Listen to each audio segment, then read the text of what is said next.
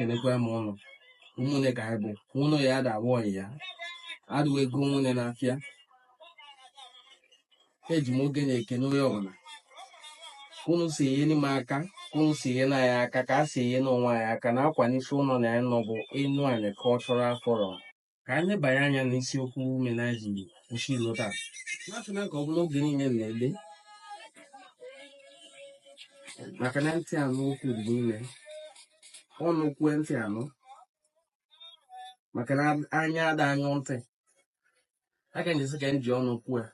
kome na onwe nwa ajụjụ ịjụ n'ihe ọ na-agụa ị na-ajụ ajụjụ ama na ahụ a na-aza ya a sị m ka a were ụbọchị tata lebanye anya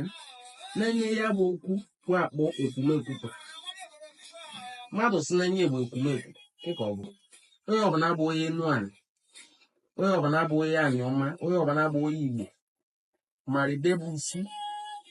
ekwumekwu bọọ na-ebu isi ekwumekwu ọfịa ekwumekwu na-eriwe elu data ụlọ akwụkwọ iziwa nọ n'obodo ekwumekwu sekọndịrị skuul ekwumekwu kọleji kwa ọgwụ bụ ndị oyibo bịara ka nke nkọwa ihe ọ bụ ekwumekwu na mbụ na enu ọkụ ịma n'ahịa kwa ejem ekwe m ka o si bido n'ọbụla ndị ọcha ga-agwa anyị a ga-eme n'ụlọ be anyị oyibo na kabụ isi ike oyibo akpọ rebelion wee ji bido ya bụ ekwumekwu ebidozi ya wee ya bụ ahịa ekwumekwu nwayọọ oyibo ajụ ndị mụ na ya ajụ ọba werezie ahịa ya bụ ahịa ekwumekwu ka nchọ ka nkọwa n'ụlọ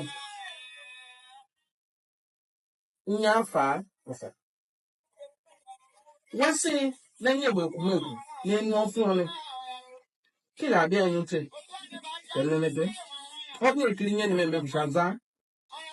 mmadụ si na-enye bụ ekwumekwu ewo okpochafụ ekwumekwu bụ nsụme n'ọnụ oyibo dịka ihe ọbụla oke ikuku ka ọ bụ ihe ọbụla ike bịachi ime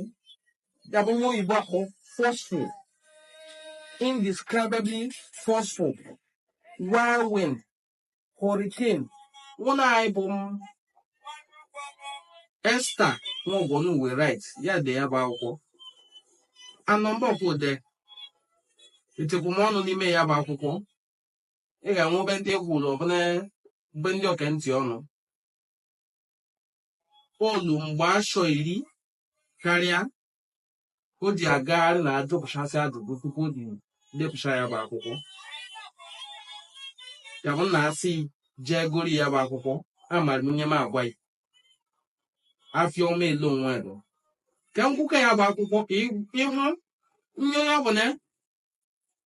ọka ilolo ka ọ bụ ọka mmụcha ka ọ bụ oyibo akpọ prọfesọ Elizabeth Isichei nwanyị di ya nwụrụ ikpeazụ aka ahụ di ya bụzikwa ọka mmụcha bụ prọfesọ mana obodo oyibo kwenụ Amerịka kwenụ nwanyị nwa bụ Elizabeth Isichei nwụkwa o si kọwaa ihe gbasara ya bụ ahịa ekwumekwu gbajikọba ofe ya ọnụ na ndị chi ya bụ ahịa na-enye menye ya bụ ahịa ojibo na oyibo mesizi dịka na wemiri ka ngwụkwọ ụfọdụ nye ka mbụ ụzọ bido na-enye akwụkwọ na inwe ikwuni gbasara nye ya bụ afọ bụ ekwumekwu ka ngwa ma hụ page 262 na akwụkwọ na wakpo The Story of Obolo Kingdom ya bụ akwụkwọ bụ ezigbo akwụkwọ a historical documentary of the people of Obolo. The name ekwumekwu was synonymous with the way they moved and acted, making sure no stone was left unturned. Ekwumekwu means something that moves like the hurricane or the whirlwind. It connoted secrecy associated with the movement. The warriors were said to be seemingly invisible, and this they also employed in initiation requirements for the recruitment of warriors and the form of resistance they took. Agwụna m akwụkwọ n'etufu ndị si Nenye ekwumekwu pụchadụ nye ọ bụ na oji ike karịa ike eje ya bụ ihe oyibo kpọ fosfo. Ka m gwụkwa n'ọnụ be ya bụ ofu okposho wakpo Elizabeth Isichei n'ọkọwa nye meni oyibo ji nwa mmeri na ya bụ ekwumekwu maka na ndị gba na ya okirikiri ndị dị ka Ogwashi ndị dị ka Iselukwu anụghị ya nụa ya o meberizi ike agwụme oge Ogwashi ji kwerizie na nsogbu adịna na anụzinani o ka adoe na asụsụ gbasi odue agba weri administrative head of Royal Niger Company tede na Asaba division wee nụa na Ogwashi division gbakọ Ogwashi si bido rime wee lụọ ụbọchị tata o ji mesịa ma bụrụ wee local government headquarters even oge o ji bụ anyị ọcha wee bụ headquarters enwere iwe administrative head of Royal Niger Company dị na Asaba wee nụa na Ogwashi division oge Ogwashi dị kweri na anụz na ya gba ya Iselukwu ekweri na anụz na ya gba ya ozi jeni Reverend Father Zappa bụ Obi Egbuna of Iselukwu dere welu ụbọchị tata ya bụ oyibo jikọ anyị mma makwa edome ajụ eji ọnụ agwụ mwe wee detọ ozi jeni Reverend Father Zappa bụ Obi Egbuna of Iselukwu dere welu ụbọchị tata Obi Egbuna asị Reverend Father Zappa, I know you are a soldier of God. You biko you kwa ndị ọchọ no nụrụ edu eme na Asaba na nye ndị eme si na Ogwashi na ọchọ na ka ya ọdue Iselukwu n'ọnụzụlewo Obi Egbuna ọbụzi nye atụ n'ụwa aka na ndị bụ ndị chi ahịa ekwumegwu ekwukwana nye nga enwe kwutọ apa Obi Egbuna nyụọ edeghị n'akwụkwọ ededo nye nyụọ gwara ya gwa dọ anyị mara nkwụsịkwa etie m be nsi woche ụnụ hụ ekwụsị na nwere nwụkwọ onye ọzọ inwe nkwuni dere ebe na nye na nkwu tụnye ọnụ n'ime ka hụ ya bụ ka m gwụọ n'ọnụ nye meni ya bụ ahịa ji mesịa bie mana asụ ọnụ bie na akwa ọ debi n'ugboko onye achụ bụla elebe ọkwa akpọ Obi Nwajei mụ ọbanụ amụ ofurue Elizabeth Isichei ya asị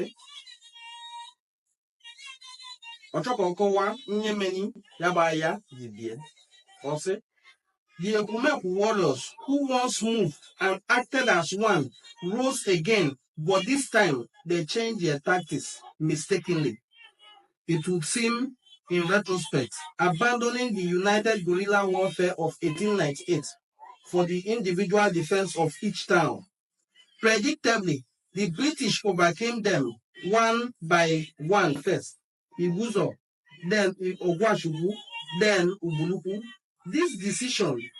Elizabeth Isichei noted, was disastrous, for it was relatively easy to isolate and conquer the little states, although the Ekwumekwu movement was weakened as a result.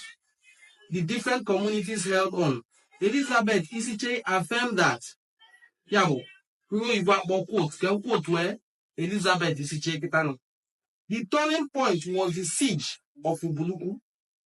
a town which, unlike its allies, had excellent natural defenses. Ubulukwu had dug trenches and solicited the services of Ndi Adibia, that's native doctors, to ward off the invaders, burying charms at the cardinal points into the town. Wakpoko isi emode ase ya boye ni bukọ ka moshozo wapo iboko professor history ne oyibo ni ma assume English robo. That Ubulukwu had adopted a strategy of planting poisonous thorns along the bushes paths which the British forces would take. This made it impossible to access Ubulukwu. The battle that ensued is still fresh in the minds of some Ubulukwu people, and it occurred at Enugu Ogodo, Alum, Ubulukwu. It was to be one of the fiercest battles between the Ekwumekwu movement and the British fighters, which casualties on both sides. This tended to fall in line with Elizabeth Isichei's right of that.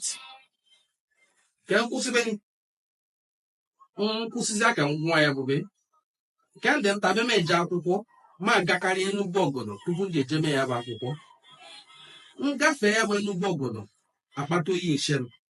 gbọ kwesị na ndị ụbụrụ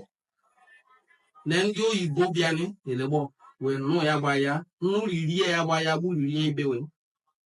Ya bụ be bụere nye m ga-akpọ ugbo ọfịa oyibo kpọ Virgin Forest n'olue ụnyaahụ sobe. Onye ọbụla amali Enugu Ogodo ga-amara ihe mma agwa osisi ndị dịgba aka metụ na ekwumekwu Virgin Forest ka ọ bụ wee lue ụnyaahụ.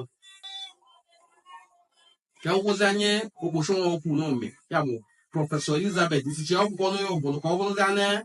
ọkwụ akụkọ anyị meni okwu na ya bụ aya jezibie.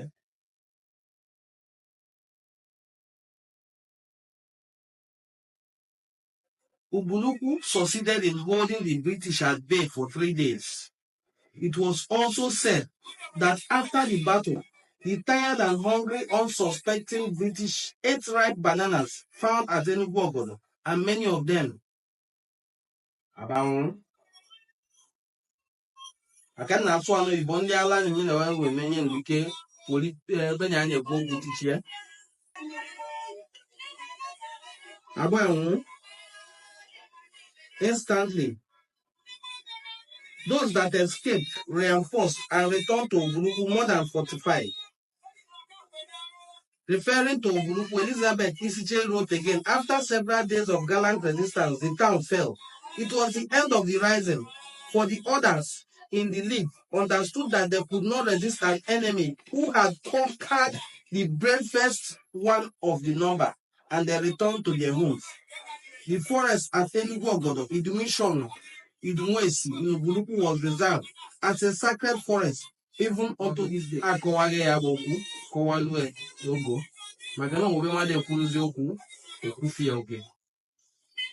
Ka Chukwu ya gọzie ọnụ. Ejimaka ne, nye ni mmemepụcha, enweghị ike kọwaa na anyị ndị chi anyị ekwumekwu. Na anyị na-ewukwa je, mana agwachisi aka agba ụrịọ. When it is about the Igbo, when it there that an Igbo ethnic nationality in the Western Niger, as to acquire the outside ethnic nationality, of only Yoruba ethnic nationality. Imagine have no Igbo, Igbo outside, I found Bongozi Chikwuka. Onward them, they can in the Igbo Munai, non across the Niger, on card. Oh, one there's a card in a day. Na alụ Chukwu ya gọzie ọnụ ka ụbọchị tata mekwa ọnụ ọfụma ahụ. Alụkwa ri alụ na rie ma ya n'oshi. Ama daa bụ edanye ma bịa aka. Na alụ.